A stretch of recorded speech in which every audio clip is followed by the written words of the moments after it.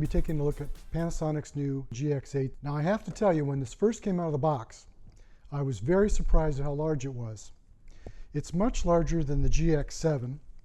I don't know if you can see quite how much larger it is, but it's a much thicker, wider, and taller body. Now I do have a larger lens on the GX8 than the GX7, but nonetheless, it is a much larger and heavier body by a fairly good amount. The GX8 comes in at 487 grams, while the GX7 comes in at 402 grams. So it's a bit heavier. And like I said, I was surprised. Now, I did come to like this camera. The major difference is the grip. If you see, the GX7 has just a little bit of a grip, and the GX8 has quite a bit more. This is pretty consistent with the new G7 by Panasonic, which has an even larger grip, as you can see. Now, the GX8 is heavier than the G7, but the GX8 has a couple of very interesting features that set it apart. It has a slightly larger sensor. It has a 20.3 megapixel sensor. Not a big deal. The improvement's minor, but it is an improvement. Now, the GX8 has 4K video, which it shares with the G7, and 24 and 30 frames per second video. It also shoots 4K stills. These are interesting if you're not intending to print large size frames. 4K video stills, or 4K stills, are lower resolution than you would normally want for a high quality image. That said, if you want to capture, for example, sports photography, or your child in the middle of a jump or something like that, it might be a really good way to capture that and be able to print it out on a web page. 4K for computer use is perfect. 4K is ultra high definition, and it will do just fine in any kind of video. You'll be very happy with that for video. Now, I want to caution you, when you shoot with 4K for stills, you want to make sure that you don't treat it like a video and use a slow shutter speed. You want to use a much higher shutter speed. In a video, you want a slow shutter speed to blur the images so they blend together well. Not true with a still image, so you want to use a higher shutter speed. So take that into consideration when you do use 4K stills, when you want to take 4K stills. Now, the biggest feature, as far as I'm concerned, about the GX8 is another feature it shares with GX7 is the in-camera image stabilization, or in-body image stabilization, as most manufacturers call it. But it is very, very useful if you need to take a photograph with a slow shutter speed and you want it to be clear. It will really reduce your vibration and your movement. So this is very handy.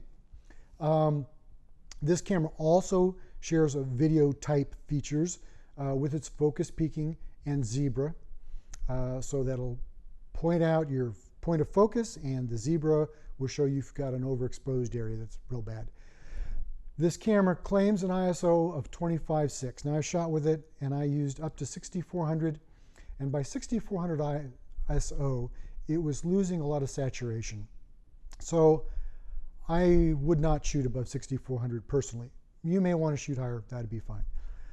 This also has a very high quality magnesium alloy frame. Now that is significant. That means it should be much more durable. The G7 is a polycarbonate.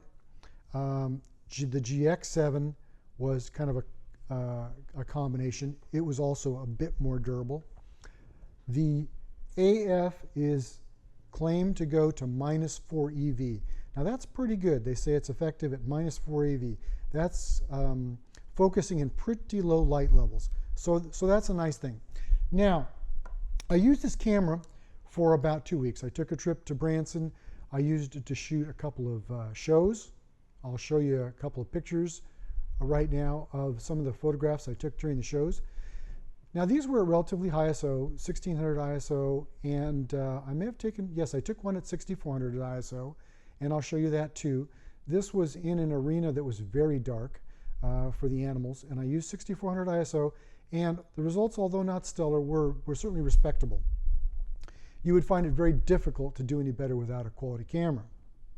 Now, on my trip, I also used the Panasonic Lumix LX100.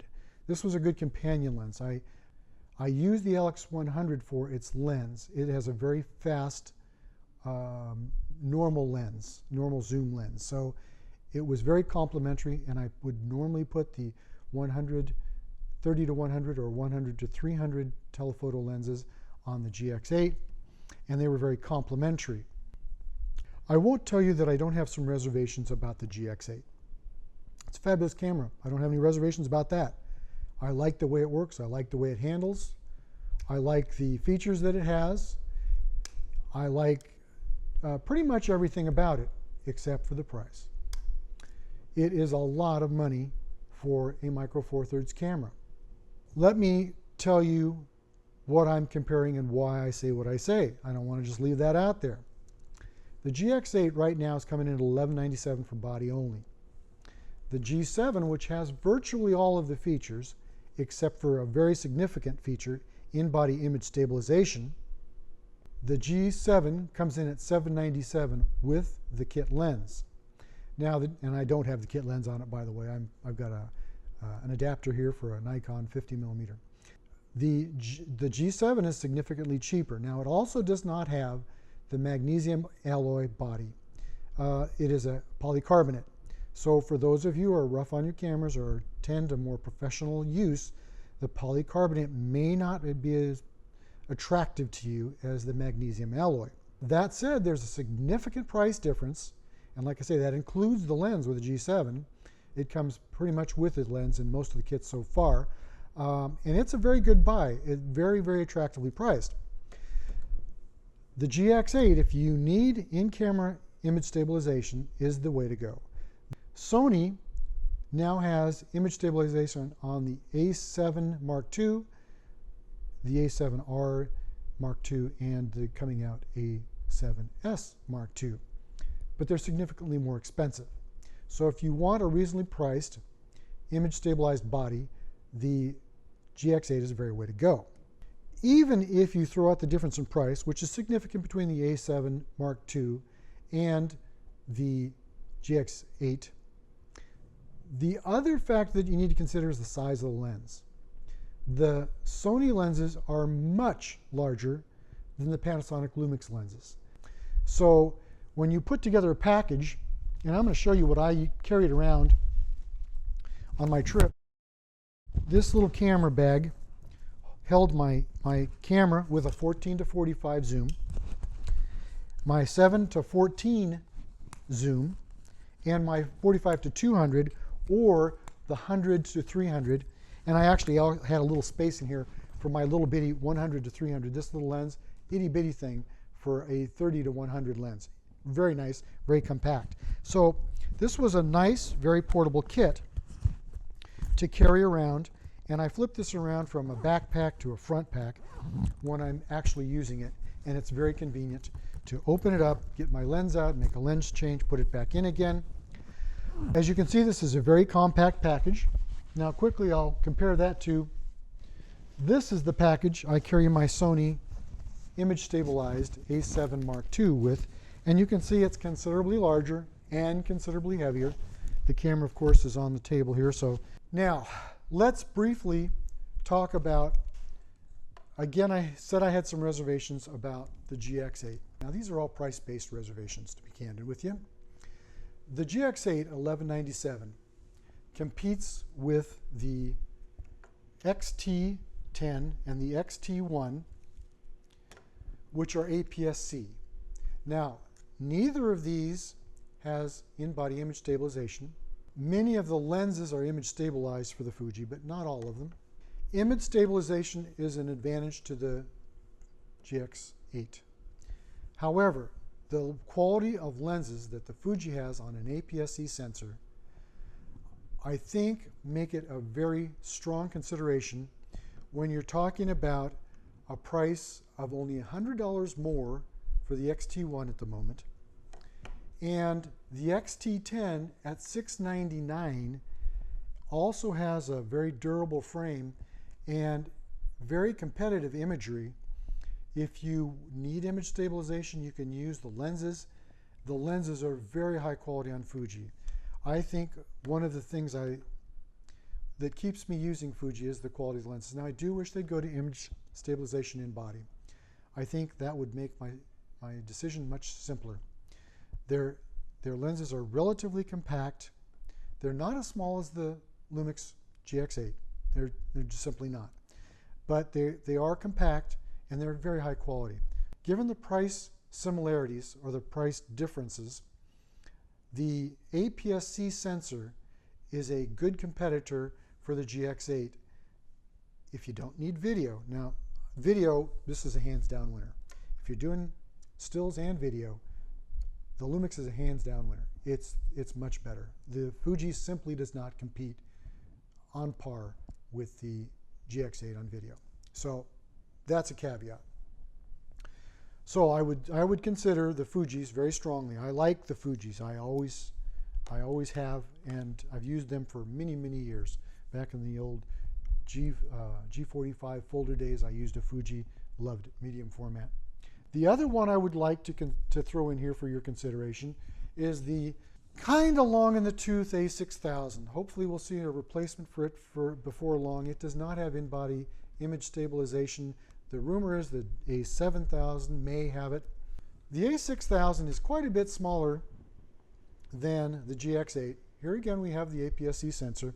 The kit lens that comes with the Sony is a 16-50, and it's very, very small, and it is of questionable quality. It's okay. After it goes through Lightroom, it comes out pretty nicely, but it has some shortcomings. So as you can see, this is a very compact lens, and you've got APS-C versus micro four thirds. The APS-C is much smaller, much less expensive. We're talking about now $548 for the bodies and $699 with a lens, and that's pretty competitive considering you're getting APS-C versus the micro four thirds, getting a pretty good deal in comparison. I'd like to see in-body image stabilization, which the GX8 clearly wins out on. The video on the Panasonic, I would say, is probably stronger, but the A6000 does do decent video, so it's not a loser in the video compartment. So, by the way, I do not use this 16-50 lens. I do not like it. It's a kit lens in the negative sense of the word, and Sony does have a very, very high quality. This is a Zeiss 16-70. It is much larger, as you can see, and it's very high quality. I'm very happy. This is an f4 all the way through, and I found it to be a very good lens, very, very good lens. So that's equivalent of 24 to 105 in full frame. So it's an excellent lens, and that makes this a very worthy competitor. Although by the time you throw on that Zeiss lens, then the prices become very similar. So then in-body image stabilization becomes an issue. Now, lastly is the Sony A7 Mark II. Now, I'm saying the A7 Mark II because it is in-body image stabilization, which makes it a direct competitor, although micro four thirds versus full frame, and you pay, of course, for the difference. But then the similarities go on and on and on. They're very, very similar in a lot of ways. The difference in price is the biggest separator between the two of these, and for traveling, the A7 Mark II is considerably heavier and larger, so that's probably a big consideration for some people too. I don't find it obtrusive. It's still a lot lighter than my DSLRs ever were, so I still find it quite an advantage over the DSLRs and the image quality to be superior on the A7 Mark II, especially with the in-body image stabilization. I've got some extraordinary shots with it because of the in-body image stabilization in very low light. The other consideration that I want you to think about is the A7, the original A7. Now it's still available for about $1098, which is a little bit less than the GX8. It's 416 grams as compared to the GX8 at 487 grams, so it's lighter and it's very similar in size. it's a comparison. Here again, full frame lenses. They're going to be bigger, they're going to be heavier. The lenses for the Panasonic are excellent, and they are quite a bit smaller. Quickly, I'm going to address my opinions on the Olympus versus Panasonic lenses. I happen to like the Panasonic lenses in general better. Number one, they're image stabilized, which works in harmony with the new image stabilization on the GX8. Both of them work combined. A lot of my lenses, unfortunately, they will not adapt to the very early Panasonic lenses, the 14 to 45, the 45 to 200, and I believe it's the 100 to 300 will not benefit from the combination of image stabilization from the lenses and the body. That said, you still got the in-body image stabilization, they just won't work in concert, so that's a consideration. But a lot of the newer lenses will work in concert, so you should get a higher degree of image stabilization. But the Olympus lenses are much smaller. And I think, and this is my opinion only, I think that because they're smaller, you tend to get less clear image in the corners. This has been mentioned in a few reviews, and I think it just makes sense that if you have a smaller lens, a smaller image circle, that's going to cause some issues around the periphery of the image. So I tend to stick with the Panasonic lenses for the most part. Now I do have some of the Olympus lenses, especially their 45 and their 25, but I do tend to be with the 14 to 45 zoom for the most part. It's one of their early lenses, and I think it's one of their best lenses, and I like it very much so. I use it most of the time when I'm in that range. 7 to 14 is my zoom, 14 to 45, 45 to 200. I also frequently throw in the 30 to 100 and the 100 to 300. They're good too. I have used some 14 to 42s. They've got 2 or 3 of them. They're okay, but why would I want to use them if I got the 14 to 45 and it's a better lens? There you have it. Do I like this camera? Yes, I do. I like all the features about it. I don't have any reservations about any features about it.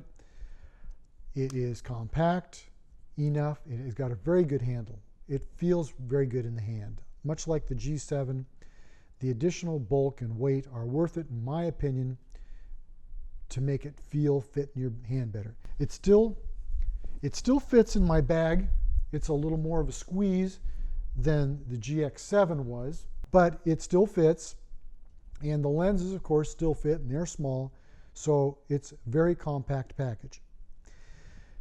Is it the best for every circumstance? No. If I was just shooting stills all the time, I think I would consider the Fujifilm a very worthy competitor. I wish that Fuji would go with in-body image stabilization, and when they do, it'll be a no-brainer.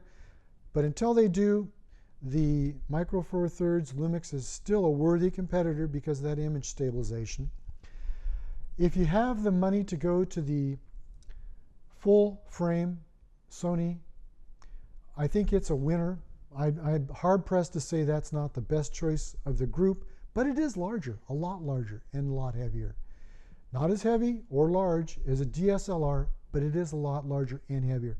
And we're talking about a lot more money when you get a collection of lenses. The lenses are much pricier than what is available on the Lumix. Now the Lumix, you can spend a lot of money on lens if you wish to go to their very, very best, fastest lenses. But the Sonys have a limited selection of lenses, and you're going to spend a lot of money to get decent lenses. So if you want a nice, compact, reasonable to carry, reasonably priced camera, the GX8 is a good consideration. Is it the best value? No. No, I think it's a little bit overpriced right now to call it a best value. It is a good value, not a best value. Best value, in my opinion, is if you can still find a GX7. It has nearly all the features, with the exception of the 4K stills and the 4K video. If you're not shooting video, it's a very good option. If you can find one new, that's still a very good choice, and I've seen them so cheap. I think I've seen them $500–600. Makes it a very good option for the GX8. So there you have it. That's what I think. GX8's a good camera, not a particularly stunning value. But it is a good camera, and I certainly wouldn't say anything bad about it. I think you'd be happy with it.